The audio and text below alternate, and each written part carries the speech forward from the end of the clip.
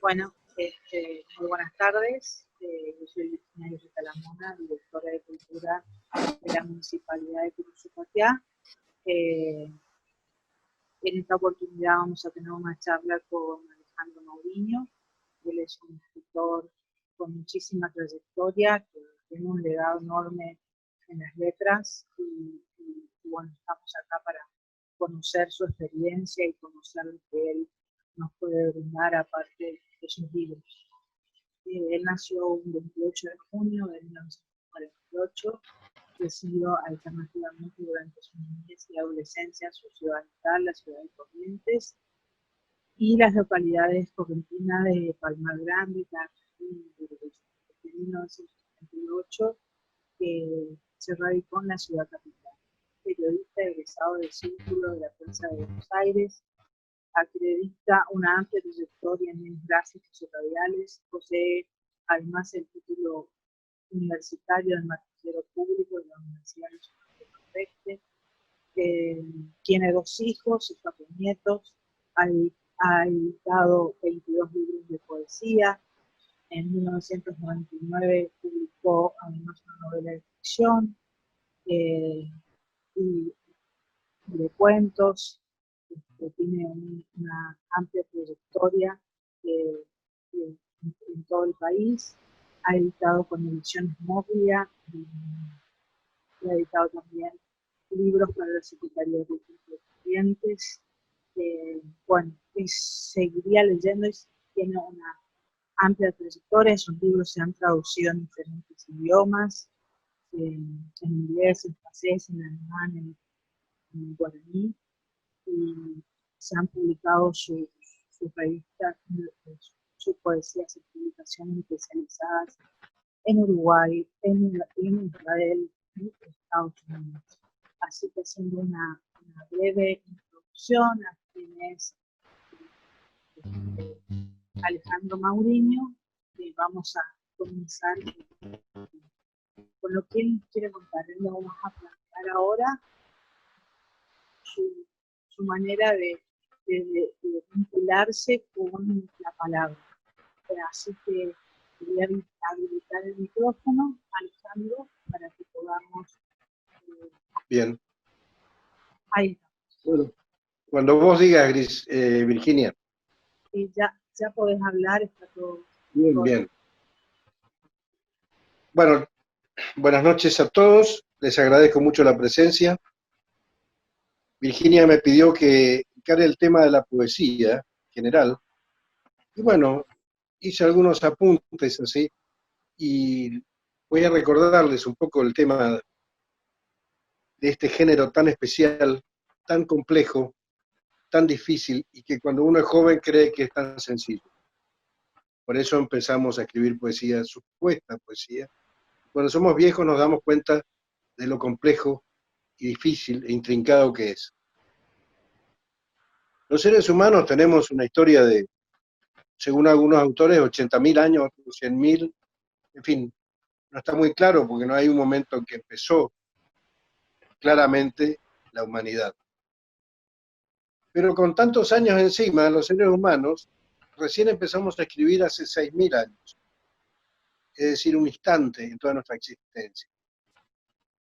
La escritura comenzó, se supone que al mismo tiempo en China y en la Mesopotamia, es decir, lo que hoy es Irak. Y en China empezó con ideogramas que hasta hoy mantienen, y en Irak con la escritura cuneiforme habrán visto, habrán leído, debe tener noticias de esa forma de escribir. Cuneiforme viene de cuña, es decir, porque con una cuña se escribía sobre tablillas de barro.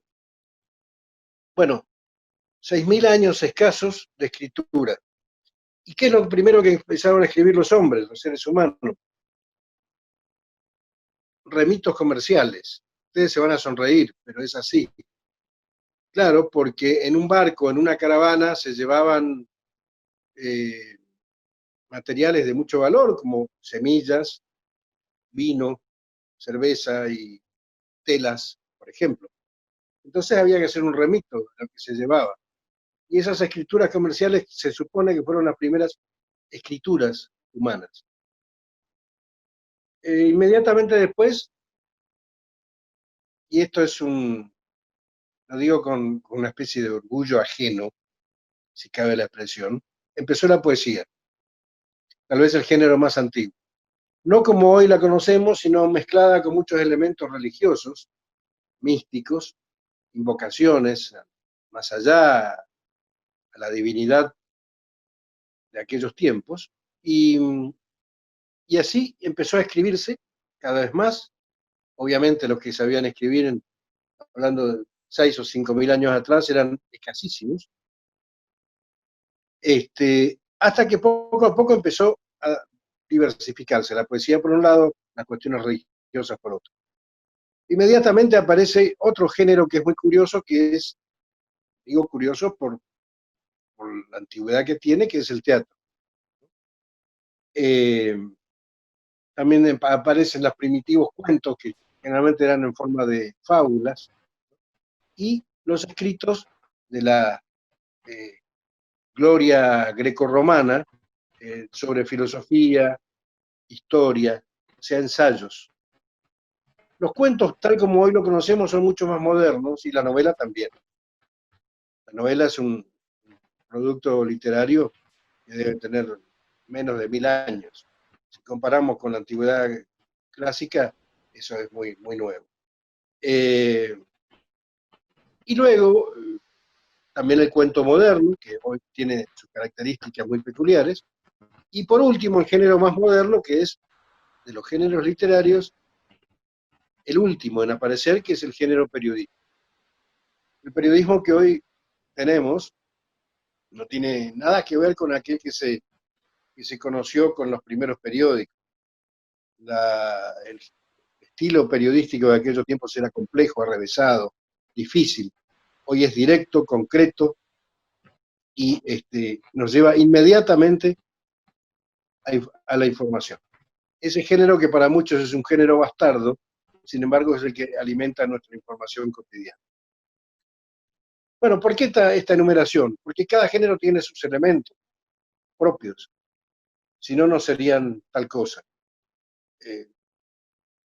La poesía tiene la metáfora, eh, tiene las imágenes, los símbolos, y en algunos casos, si el autor lo prefiere, la rima y la métrica. Sin esos elementos, el género no sería tal. Hay algún ejemplo más concreto, que es el del teatro. Si no hay diálogo, no existe teatro. Es decir, el teatro cuenta historias a través del diálogo de los personajes. El cuento tiene su remate final, es breve, conciso, impactante. Y la novela es una sumatoria de todas esas cosas. En la novela, cada párrafo es un cuento, pero puede haber poesía, puede haber canciones, puede haber lo que ustedes deseen. Hay algunos autores que se burlaban de la novela. Borges, por ejemplo, no la quería. Decía que era una sumatoria de cosas. Bueno, incluso tiene una frase muy graciosa, porque dice que la novela es un género extraordinariamente aburrido, en donde el autor, cuando se cansa, pone a los personajes a tomar el té y luego continúa en otro párrafo. Bueno, él evidentemente no le gustaba el género y solamente hizo 3: poesía, cuento y ensayo. Pero no estamos hablando de Borges en este momento. Cuando empieza a haber autores que se destacan en el género poético.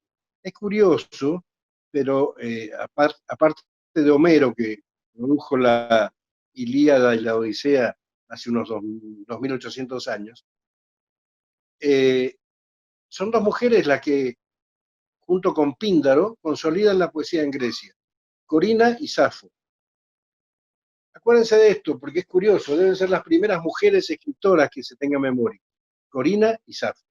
En aquella etapa de la cultura humana, en Grecia se hacían juegos florales. Ustedes saben que eran tan importantes como las Olimpiadas. Y Corina tuvo la satisfacción, que hoy es realmente una gloria histórica, de haberle ganado varias veces a Píndaro, que fue un campeón de los poetas en aquellos tiempos. los juegos florales eran competitivos y los poetas recitaban ante gran cantidad de público en los anfiteatros ante un jurado. Bueno, Safo incluso tiene otra particularidad. Ella vivía en la isla de Lesbos y como era homosexual, se supone, creo que casi con seguridad, de ahí quedó la palabra lesbiana, de Lesbos. Esa es la historia de algunos autores. Después hubo otros, por supuesto, eh, en, en Roma, Virgilio, por ejemplo, Cátulo, varios otros personajes que sería muy largo de nombrar. Incluso hay debates, porque algunos le atribuyen la Ilíada y la Odisea a varios autores, no solamente a Homero. Bueno, no importa. Lo cierto es que estos grandes de las letras vivieron, estamos hablando de un tiempo que para nuestros 70, 80 o 90 años de existencia promedio, es muy grande el tiempo, ¿no? 2800, 2500, 2300 años atrás o 2000. Mucha gente me ha preguntado por qué me puse a escribir poesía. Es una pregunta con difícil respuesta, porque les voy a preguntar yo a ustedes. ¿Quién de ustedes, les pido que levanten la mano, nunca escribió una línea supuestamente poética cuando tenía 14 o 15 años de edad? Nadie va a levantar la mano porque todos alguna vez intentamos eso. Fíjense ustedes qué curioso. No intentamos hacer un ensayo ni un cuento, sino que intentamos un protopoema. A todos nos pasó, o digamos que a un altísimo porcentaje de personas. Claro, a algunos, por alguna razón, nos gustó más la materia de literatura y seguimos insistiendo. Y de golpe nos dimos cuenta que teníamos una carpeta llena de textos y nos sedujo la idea de publicar. Una vez que publicamos un libro, estamos condenados, porque seguramente vamos a tener la intención de hacer otro para superar el primero. Mi primer libro fue un intento de muy desparejo, que hoy por supuesto yo no reiteraría. De esos 30 poemas aproximadamente rescataría 3 o 4 y nada más. Pero así es la cosa, cuando uno es joven, es osado, y aunque no tiene técnica literaria, tiene muchas pasiones. Con el tiempo se invierte la relación. Uno atempera las pasiones y adquiere técnica. Esta es una curiosidad del género poético, porque ustedes pueden estudiar literatura y recibirse de profesor de letras o licenciado en letras, pero no hay ningún lugar en donde pueden recibirse de poetas. Solamente el tiempo puede dar cierto, digamos que lustre a ese nombre. El señor fulano es poeta. Caramba. Pero no sé, no pasa eso cuando uno tiene 20 o 25 años. Ocurre cuando tiene muchos. Entonces seguí publicando, queridos amigos. Publiqué, tengo más de 20 libros de poesía y algunos otros de cuentos, algunos ensayos, tengo una novela. Bueno, no gané plata, obviamente, porque si uno no entra en el circuito comercial no se gana dinero. Pero he logrado dar vida a muchos personajes, cosa que es una satisfacción muy difícil de transmitir. He logrado transmitir emociones, que al fin y al cabo es lo que busca este género lírico también llamado, porque los antiguos poetas recitaban sus textos acompañados de una lira. Me he sentido bien a través del tiempo, reconfortado con la vida misma. Bueno, en síntesis, eso es lo que yo hice. Empecé publicando mi primer libro en 1973 en Buenos Aires, yo vivía ahí, y el último me lo editaron hace 2 años acá en Corrientes. Autores que me gustan un montón, muchísimos. Pero yo quiero que, si a ustedes les interesa el tema, hagan preguntas. Así que Gracias por escucharme. Esta es la introducción a este encuentro de amigos de la literatura. Muchas gracias, Alejandro. La verdad que disfruté muchísimo y creo que los oyentes están presentes en esto también. Me gustaría hacerte una pregunta. ¿Cómo un escritor desarrolla la inspiración y el método? Vos hablás de que al principio es pura pasión o escribir poesía y después con el tiempo uno va adquiriendo técnica. ¿Cómo se juega eso cuando sos un escritor profesional, cuando se tiene muchos años de experiencia? ¿Cómo juegas eso? Yo creo que es oportuno recordar una frase de Julio Cortázar, nuestro gran escritor, que era argentino sin duda, por formación cultural y trayectoria, pero que nació en Bélgica y murió en París, cosa curiosa. Cortázar decía que uno tenía que escribir todos los días, porque entonces cuando llega la inspiración lo encuentra uno trabajando. Y es así, la inspiración es muy extraña. Yo he escrito poemas en 10 minutos y prácticamente no los retoqué, y hay algunos otros que me costaron años. ¿Por qué? No lo sé, pero es así. Si a todos los presentes nos gusta escribir, tenemos que tener siempre a mano un cuaderno y una virome, un lápiz, un viejo lápiz, inmortal lápiz, porque puede ser una frase, nada más que una frase, pero hay que escribirla en el momento para no perder la inspiración esa.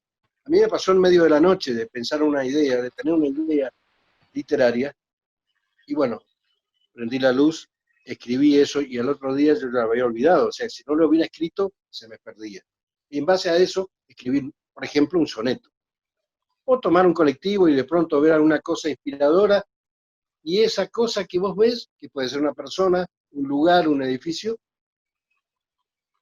te genera un verso, ¿sí? Un verso. Ojo, aclaro una cosa, porque la gente a veces se confunde. El verso tiene que tener esos elementos que le dije al principio, elementos líricos. Si no, no es. Yo también soy periodista.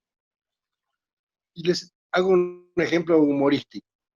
Si yo escribo en un papel una serie de líneas que dicen lo siguiente: un hombre murió ayer en la esquina de Junín y Córdoba al ser atropellado por un camión.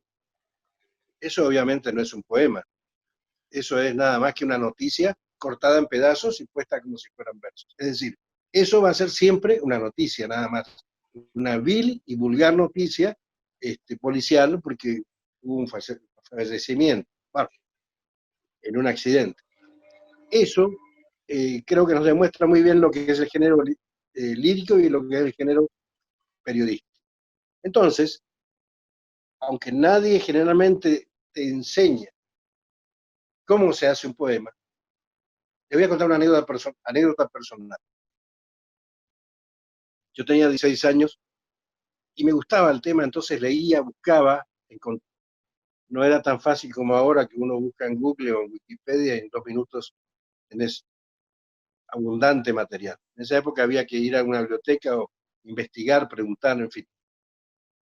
Aprendí que había poemas octosílabos, como el Martín Fierro. El Martín Fierro es íntegramente octosílabo, o versos endecasílabos, como los sonetos. Los sonetos son de 11 sílabas, todos, si no, no son sonetos. O versos alejandrinos, por ejemplo, que son los de 14 sílabas. El famoso libro de Neruda, 20 poemas de amor y una canción desesperada, está hecho en alejandrinos. Claro, hay otros. También se puede escribir en versos de 5 sílabas, de 6, o de 18, como Francisco Luis Bernarde, que tiene un libro hecho todo en larguísimos versos de 18 sílabas.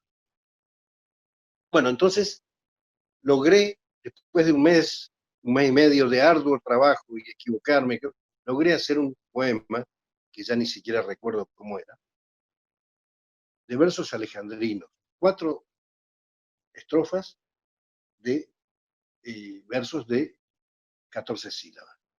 Y yo tenía 16 años, fui a la cocina donde mi mamá estaba trabajando, y le digo, agarré la hoja y le digo, mamá, escucha esto. Y le leí el poema que tenía rima métrica. Insisto, que me había costado una barbaridad. Dejó un momento su tarea y me miró y me dijo, eso no lo escribiste vos. Con una seriedad que a mí me dio la pauta de que yo podía escribir poesía. No es la única anécdota, le puede haber pasado a muchos, y recuerdo que, por ejemplo, Juan José Fulguera, el gran poeta correntino, le pasó algo parecido, más o menos a la misma edad. Porque, curiosamente, la gente se asusta un poco de que tener un hijo poeta. Es casi espantoso, como tener un hijo gay o borracho, qué sé yo. Estoy exagerando quizás, ¿no? Pero la gente se asusta.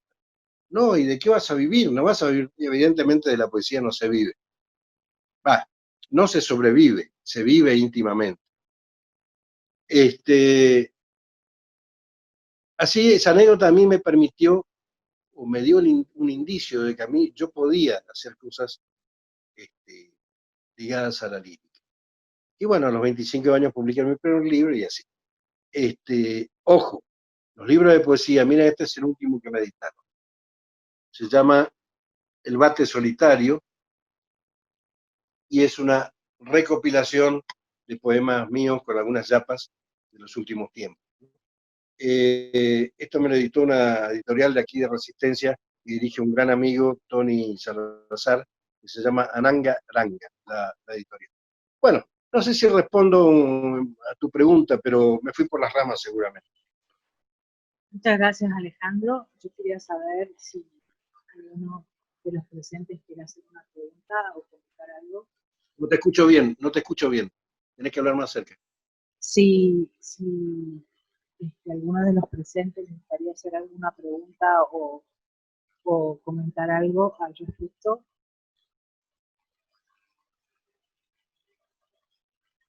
Me levanta la mano y yo le habilito el micrófono.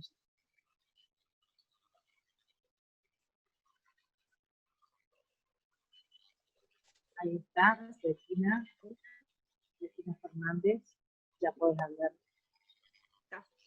Hola Ale, ¿cómo estás? Hola Bettina, ¿cómo andás? Aparte de esto que estás contando, digamos, no estuve los primeros minutitos de la charla, pero después, ¿cómo te conectaste con la cuestión de la narrativa? ¿Cómo te enganchaste con los cuentos? ¿Cómo, digamos, porque no escribís solo poesía, sino que también escribís algo de narrativa? Sí, tengo algunos libros de cuentos que a mí me gustan mucho, quizá tanto como la poesía, no sé. Pero toda mi vida estuve ligado a la literatura, querida Bettina. Fíjate, yo fui corresponsal de la agencia Telam durante 20 años, y aunque parezca curioso o raro, ese ejercicio cotidiano de escribir continuamente, sean noticias, a uno lo ¿Seguro? tiene entrenado.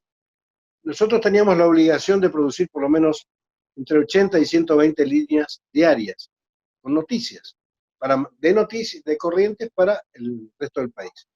Y entonces estábamos muy ejercitados en escribir. Aunque te parezca mentira, eso te permite agilizarte de tal forma que incluso te resulte más sencillo escribir un poema. Sí, porque vos estás acostumbrado a contar, a veces tenés que hacer, viene un jefe de redacción y te dice, haceme 15 líneas sobre el tema temperatura, porque tengo un espacio acá en el diario, 15 líneas. Y vos tenés que estar tan canchero, hábil, para hacerle 15 líneas en 10 minutos, o en 5, ¿no? Toda esa técnica, que tiene directamente que ver con la literatura, se aprende en el periodismo y sobre todo periodismo de agencia. Dentro del periodismo hay especialidades, ¿no? Como ustedes imaginarán. Y bueno, a mí me vino muy bien todo ese ejercicio, además de que yo hice programas de radio, generalmente noctámbulos, que me ligaron a este ambiente que hoy estamos apreciando aquí, gente que le gustan las letras le gusta soñar, que le gusta divagar, imaginar. Todos los que estamos aquí tenemos, estoy seguro, una alta dosis de imaginación y de capacidad de divagación, si se me permite. Creo que no me equivoco. Sí, tal cual. Así es. Bueno, muchas gracias, Betina. No sé si alguien más quiere realizar otra pregunta. Ya le invito a Moni el micrófono.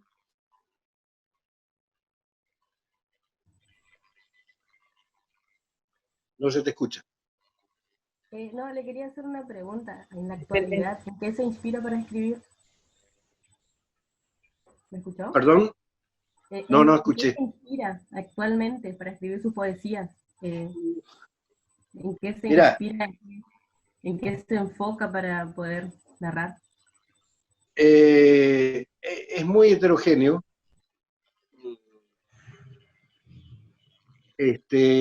No sé exactamente qué cosa.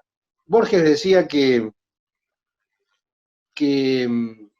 la cultura judeocristiana, que es la que nosotros hemos mayormente o menormente recibido, habla del Espíritu Santo, ese espíritu que vuela, que sobrevuela nuestra imaginación y un día nos dice esto, escribí esto, esta palabra. A veces una palabra es generadora de un poema, una palabra nada más. Y dice Borges también, burlándose, de que hoy ese Espíritu Santo ha sido bastardeado con el psicoanálisis. Y en vez de Espíritu Santo habla de subconsciente. Eso es muy gracioso porque además Borges lo dice de una manera muy humorística, muy ingeniosa. Yo no soy creyente, así que no puedo hablar de seres que están más allá, pero evidentemente la imaginación que uno tiene a veces se conjuga con una imagen, con una luz, con una tarde de lluvia, o con un rayo que cae en medio de la tormenta, y eso puede ser inspirador. Obviamente, aparte del gran generador de la poesía, que es el amor, sin duda. El amor, la melancolía y todos esos sentimientos que te pegan duro en el corazón. Muchas gracias, Joana, por la pregunta. Moni, ahí ya tenés habilitado el micrófono. Hola Ale, hola a todos. En principio, Hola, querida. disculpas porque mi computadora enloqueció y empezó a hacer una actualización justo en ese momento, cuando comenzaba el Zoom. Bueno, Ale, nos conocemos hace mucho tiempo. Para quienes no sepan, es un gran cocinero, prepara unos platos deliciosos y casi siempre lo hace mejor con una copa de vino en mano, ¿no? Y eso te quería preguntar. También es contador de chistes.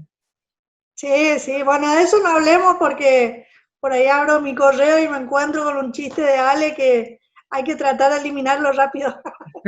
Bueno, yo recién te preguntaba, creo que fue Joana, sobre el ámbito para escribir o para idealizar la poesía o para generar poesía, ¿no? Y justamente iba la pregunta si ese ámbito es propicio para ir como macerando la poesía en un ambiente de una buena comida, una buena compañía, si es también un lugar apto como para que nazca la poesía cuando se la une a otra actividad, como en este caso, la de la cocina. Sí, seguro.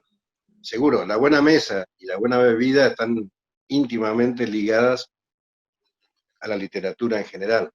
Eso creo que, no sé, no quiero ofender a nadie, pero es una verdad de perogrullo. Estamos ligados a la buena bebida y a las buenas comidas. A mí me gusta mucho la buena mesa y, por supuesto, las bebidas espirituosas. Dicen que no hay poetas abstemios. Y hay otro dicho también. Dicen que todos los abstemios tienen algo que ocultar. Seguramente. Por lo tanto, no creo que sean poetas, ¿no?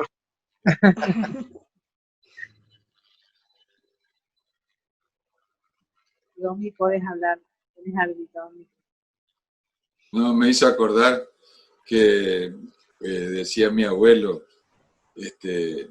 los pescados son mudos porque solo toman agua, decía.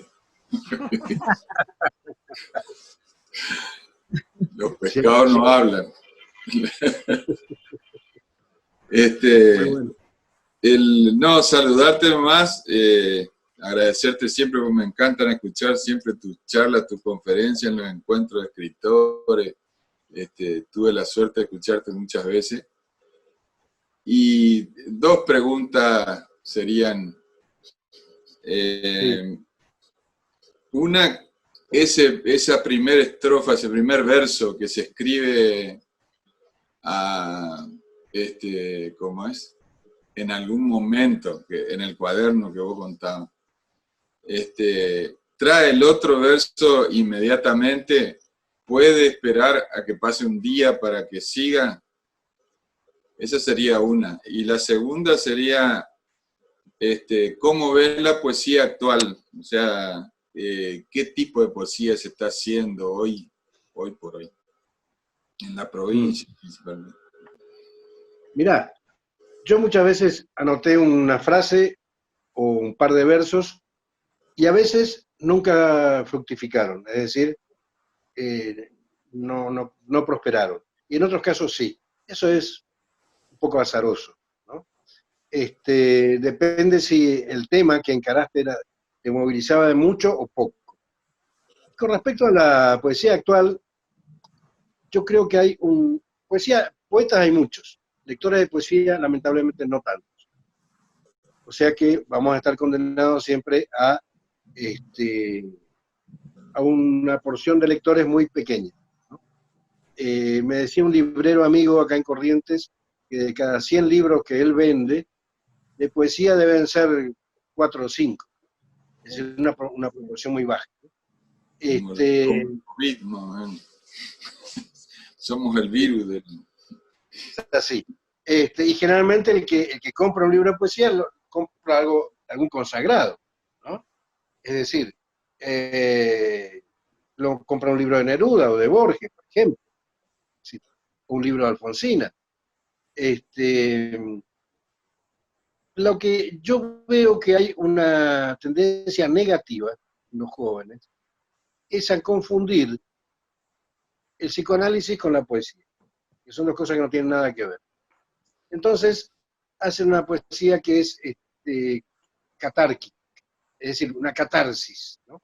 Sí. Que al comienzo, cuando empieza, y a veces es muy difícil sacarse esa mochila encima, que uno tiene encima. Vuelvo a Borges. Él dijo que se dio cuenta de lo difícil que era la poesía libre cuando era viejo. Cuando es joven, cualquier autor hace poesía libre porque dice, bueno, yo apilo versos y listo. Y después te das cuenta de que para que esa poesía tenga valor y trascendencia y llegue al lector, tiene que estar muy cargada de metáforas, ¿cierto? De imágenes que te impacten para que esa poesía tenga valor. Es más sencillo hacer poesía con métrica y rima que la poesía libre. También están los versos blancos, que son los versos con métrica pero sin rima. Si quieren, si no se aburren, les voy a leer un poema libre de un gran autor norteamericano que se llamó Cummings, ¿no? Que tiene una particularidad.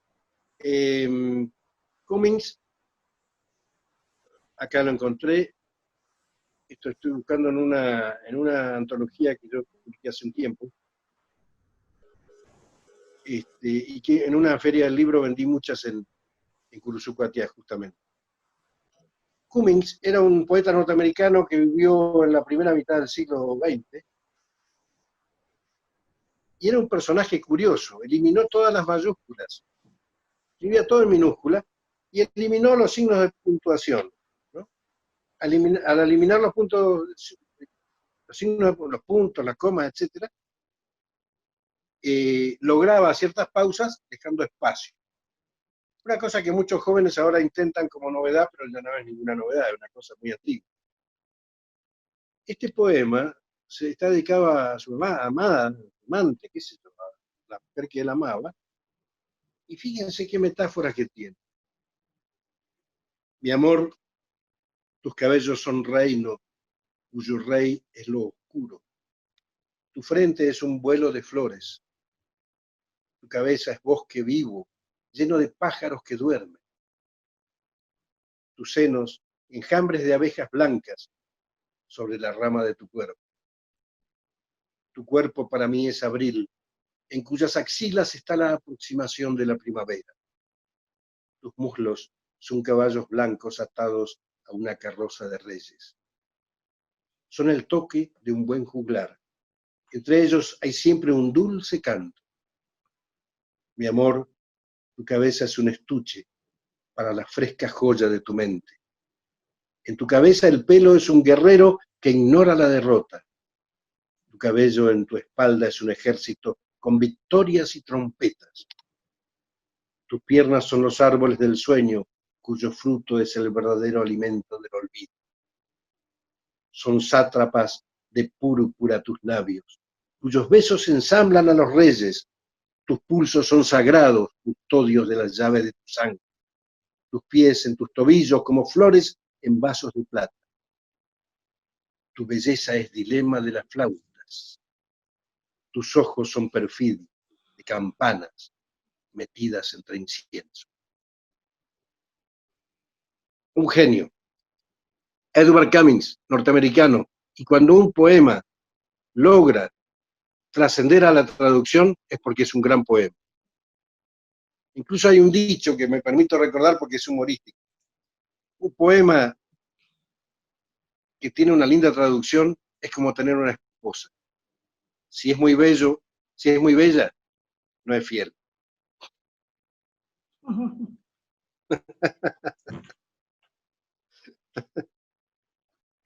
Bueno, yo les leí un poema pura metáfora. No tiene ni rima ni métrica, pero es un poema, evidentemente. Eso es lo que decía Borges. Es muy difícil lograr eso. Claro, porque a veces se puede interpretar que como el verso ahora que se escribe es libre, ya está. Con escribir una estrofa sobre otra, un verso sobre otro, ya está. Claro. Muy bueno, a mí me gusta leer poesía, pero yo no quiero aburrirlos ni cansarlos. Tengo ahí un montón de cosas y ejemplos. Estoy tomando soda, contradiciendo mis convicciones. No sé si quieren alguien más hacerle una pregunta a Alejandro.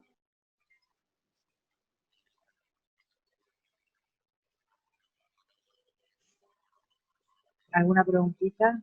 Ahí estamos. Ya te habilito el audio, Hugo.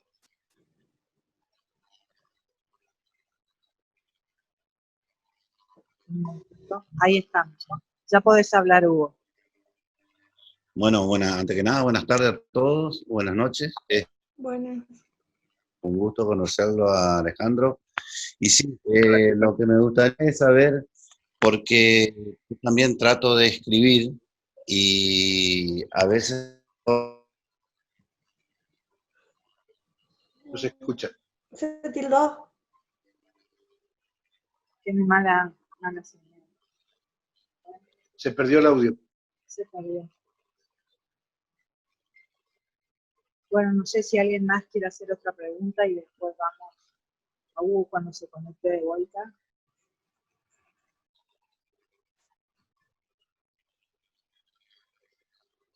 Acá hay una amiga, sí, María Inés, que pide que le lea otro poema. Sí. Sí, ¿les parece? Le voy a leer uno muy breve. ¿Cómo no? A ver.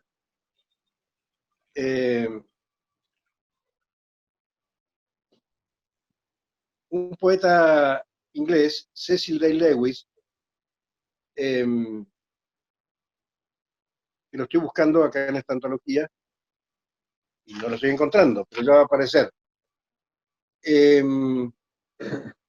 Este hermoso poema, que también ha soportado la traducción, porque incluso tiene rima y métrica, este Cecil Day Lewis fue un personaje muy curioso. Incluso a lo mejor algunos lo conocen porque con un seudónimo escribía novelas policiales.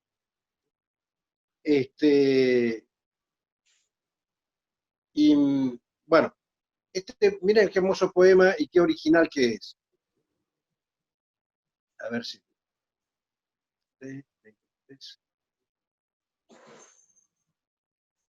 Ay, disculpen la demora.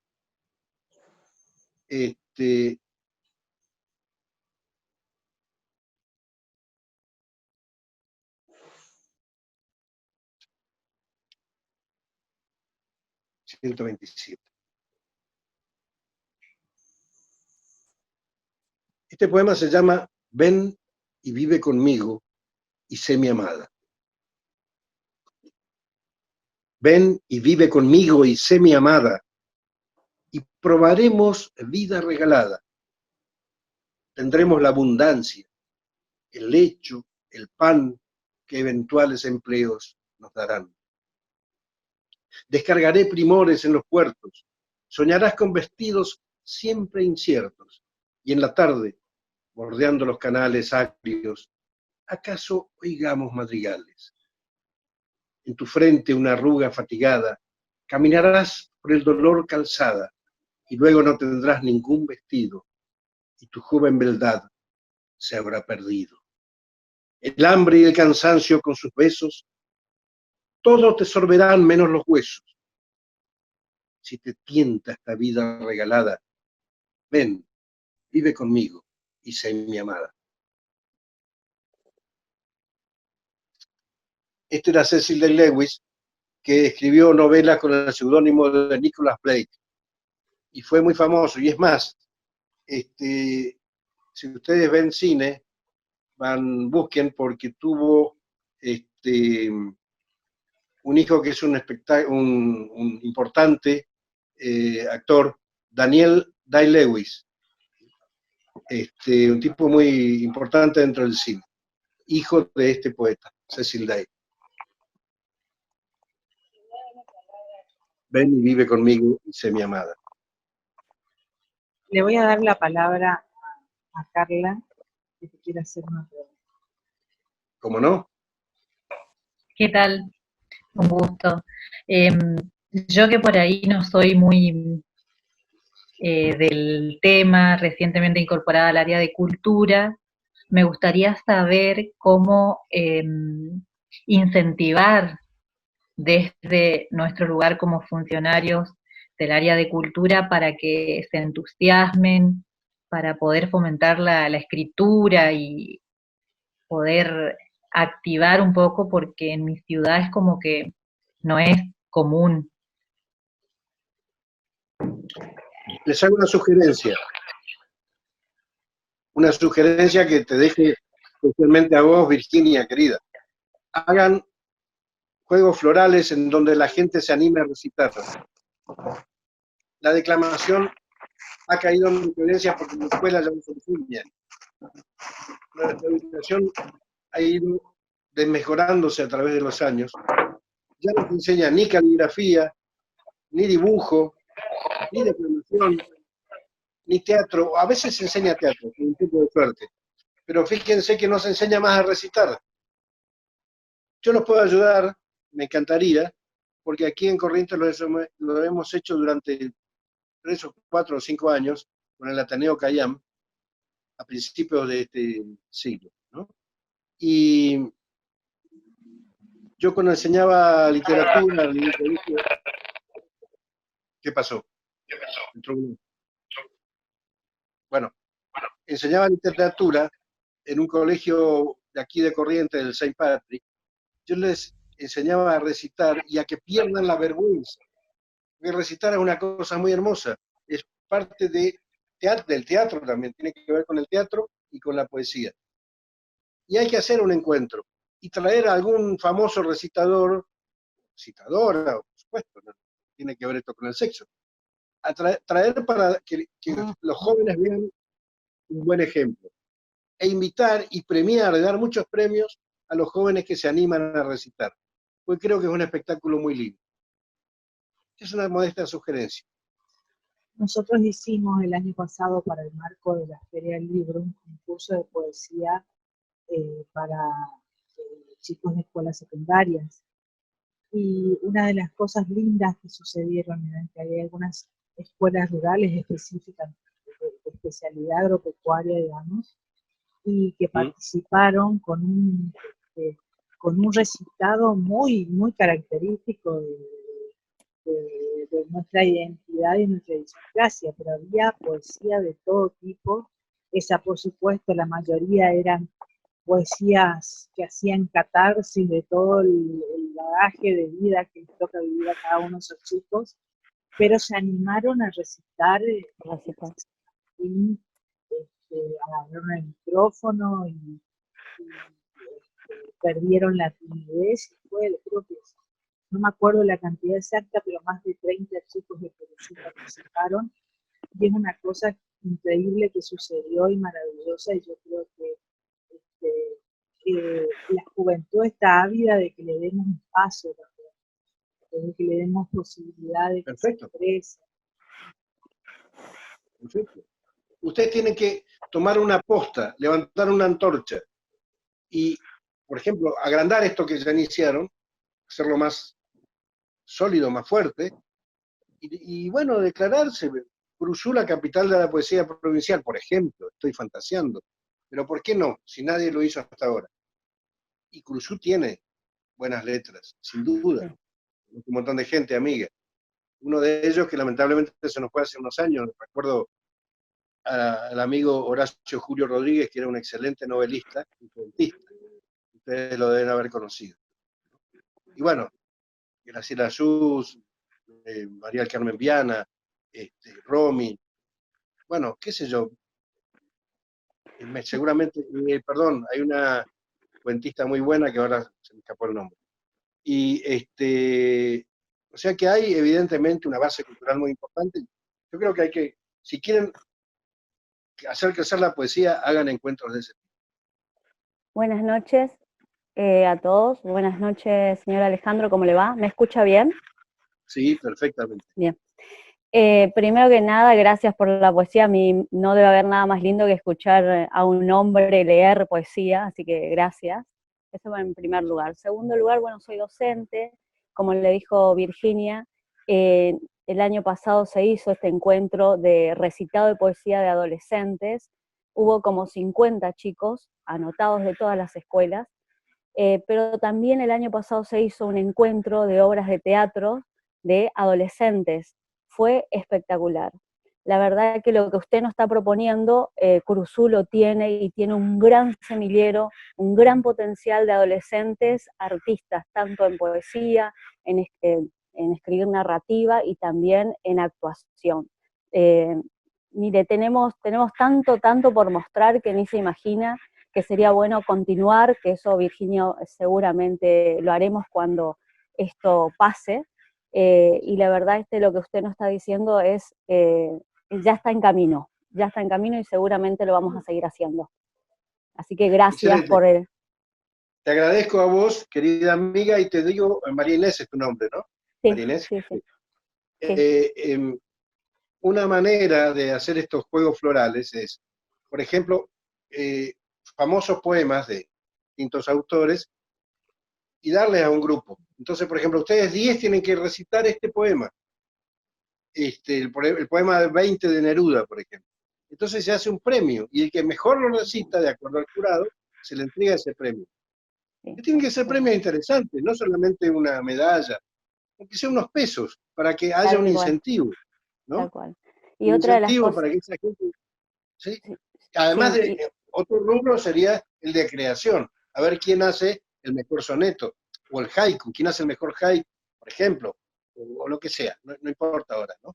Habría que hacer categorías. Claro. O la poesía erótica, por un lado. La poesía erótica es una cosa, la pornografía es otra, ¿no? La poesía erótica tenemos ejemplos a montones de grandes autores a través de todos los tiempos.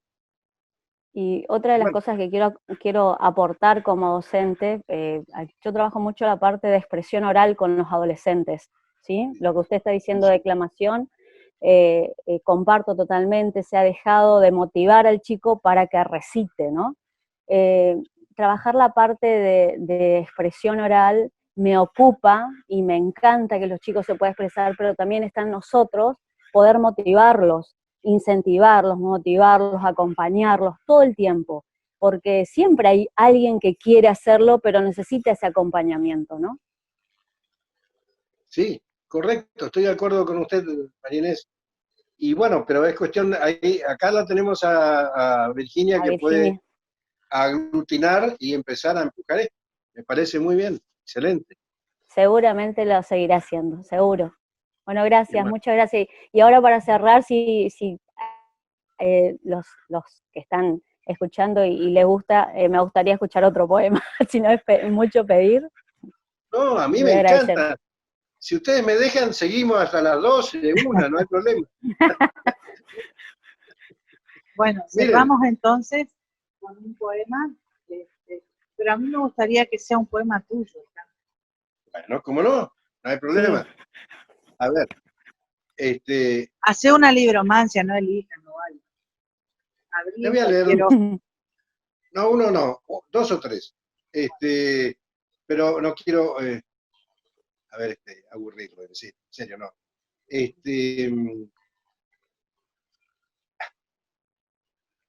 Bueno,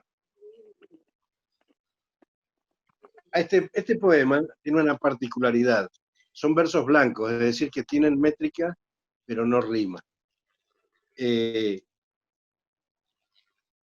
Son versos de 6 sílabas y se llama En Pueblo Pequeño. Si alguno de ustedes alguna vez vivió en un pueblo pequeño, quizás estas imágenes les lleguen a la memoria. Sálvese el que pueda del tedio malsano de un día de lluvia en pueblo pequeño. El barro envilece, pobre caminante. Las bestias se ocultan, el cielo hasta el suelo. En húmeda alcoba la rutina mata amores gastados. Y en zaguán de gloria, una adolescente mujer comienza a ser reino de la loba, del diario, la radio. Los truenos que cantan como rubricando relámpagos verdes entre la floresta.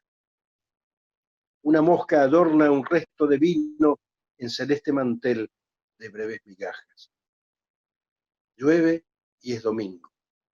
El mundo está lejos. Caen horizontes por aguas de oestes. El campo revive, igual que las musas del bardo del pueblo. País de suicidas. Más allá, los tiempos. Por acá, la muerte. Todo es un silencio en pueblo pequeño. Si llueve, oh dioses, si llueve en mi pueblo. Es así, sí. Este poema salió en un libro bastante reciente, que se llama Extranjero del Mar. Bueno, muchísimas Porque todos los que gracias. vivimos acá somos extranjeros del Nos mar. está escuchando, ¿lo escuchan? No, yo no lo escucho. A ver. ¿Me escuchan? ¿Me Sí, escuchan? yo lo ¿Se escucho. escucha? Sí, sí. Sí, escuchamos, muy bueno. Hermoso poema. Excelente, me encantó. Gracias, Bueno. amigos. Muchas gracias. Muchísimas gracias a todos por estar presentes. La verdad que fue una experiencia muy linda para mí y espero que lo haya sido para todos ustedes. Y bueno, muchas gracias, Alejandro, por brindarte a esta experiencia. Muchísimas gracias a todos los presentes y nos vemos en el próximo encuentro. Muchísimas gracias.